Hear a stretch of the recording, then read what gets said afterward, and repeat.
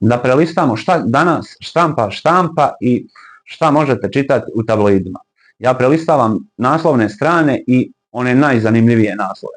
Na naslovnoj strani Večernjih novosti vidim veliki naslov: vanredno na birališta pre kraja 2026. godine. Izgleda da se u Srbiji stvarno pripremaju izbori.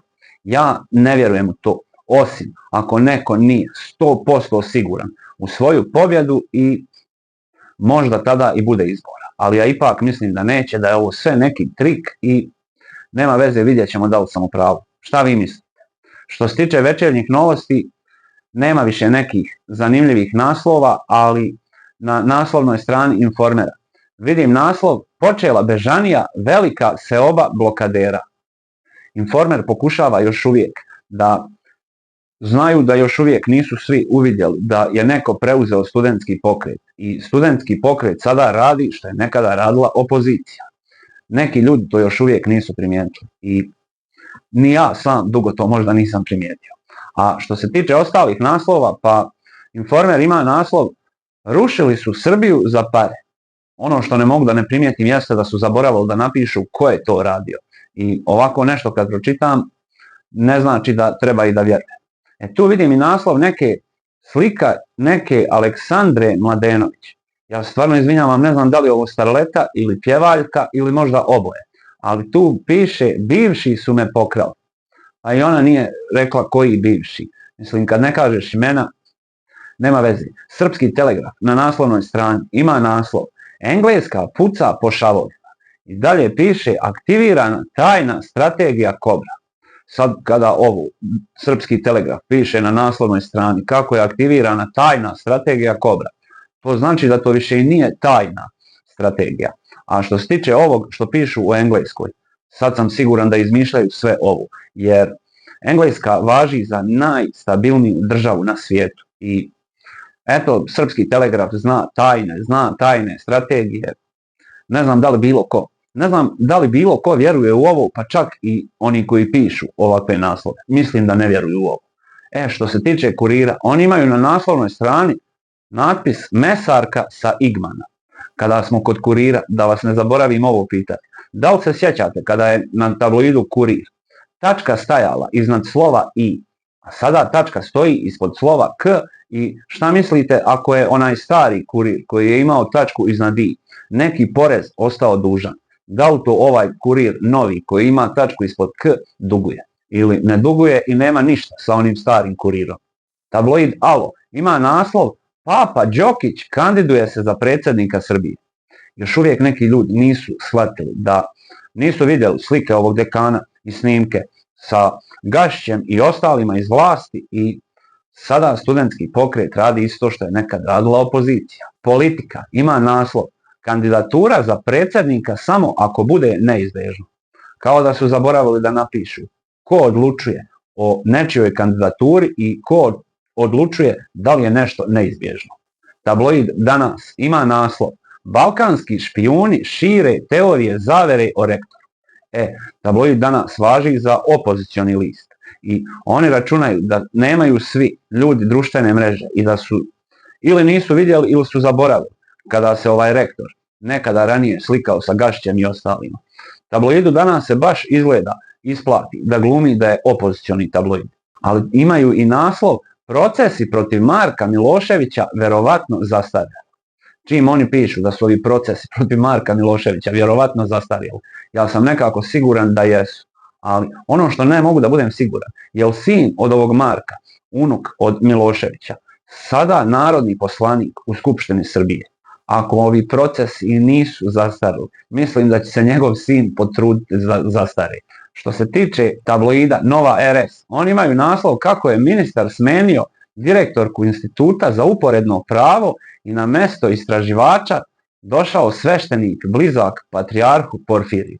A taj sveštenik je onaj Džomić.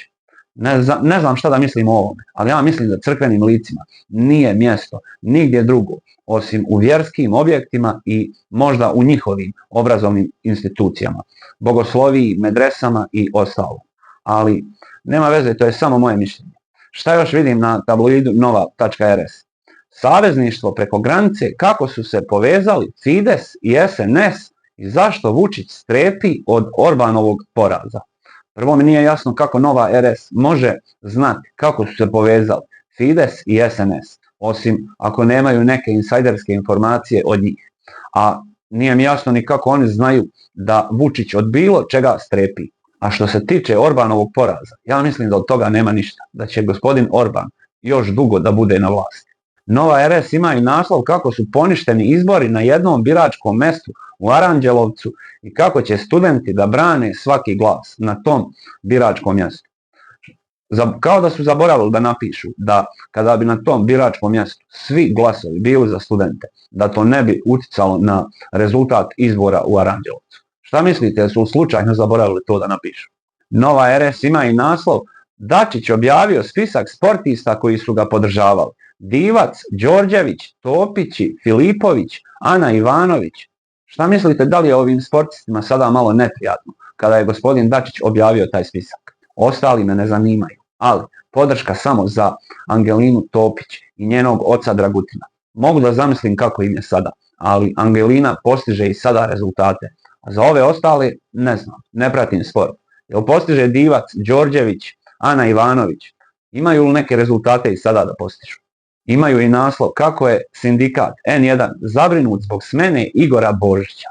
Ne znam zašto bi taj sindikat N1 bio zabrinut zbog nečije smjene. Vjerovatno da su u pitanju financije, ali ako ja mogu da pretpostavim da su u pitanju financije, šta mislite, da li bi vlast mogla da im riješi taj problem što se tiče financija? Još dva naslova, jedan je sa dnevnog avaza. Zdravko Mamić, uvjeren sam da prolazimo grupu i idemo na naredna prvenstva. Zdravko Mamić sada izgleda, navija za Bosnu i Hercegovinu. Jel zna neko da li je za Bosnu navijao prije nego što je sklonio se u Bosnu i Hercegovinu od pravosuđa u Hrvatskoj? Šta mislite da se sklonio u Kinu od hrvatskog pravosuđa? Da li bi navijao za kinesku reprezentaciju? I za kraj specijalitet. Informer ima naslov Ovo gledate na sopstvenu odgovornost u akciji Mira i blokader Pavićević. Ova Mira, to je ona Mirjana iz Crne Gore, čiji su se snimci pojavljivali u javnosti i ona posle najavila da osniva svoju stranku i sada gostuje kod ovog gospodina Pavićevića. Informer piše da je Pavićević blokader, a zato sam siguran da nije blokader. Ne mogu da se sjetim koga je ranije u Crnoj Gori ovaj Pavićević podržavao. Ako neko može da mi napiše ko zna, hvala. Ali ja mislim da i Pavićević i ova Mirjana su dio iste ekipe. Samo je Pavićević ugostio je Mirjanu u svom podcastu da bi podigao popularnost svog podcasta, a on onda glumi podršku studentima. Informer piše da je on blokader. Kad Pavićević odigra svoju igru, svi ćemo zaboraviti, kao što sam ja zaboravio koga je on podržavao u Crnoj Gori, ali vidim da Informer nije zaboravio i da pohvali ovu Mirjanu Pajković. Njeni snimci prvo su se pojavili na Informeru. Ona sada gostuje kod ovog Pavićevića. Informer to prenosi. Da li se i vama nekad čini da su oni svi zajedno i da uživaju? U stvari ne znam da li uživaju, ali nekako mi se čini da se oni svi igraju sa nama. Sve ove vijesti koje sam vam pročitao doživljavajte kao šalu i ne vjerujte ništa. Ni meni, ni ovim vijestima.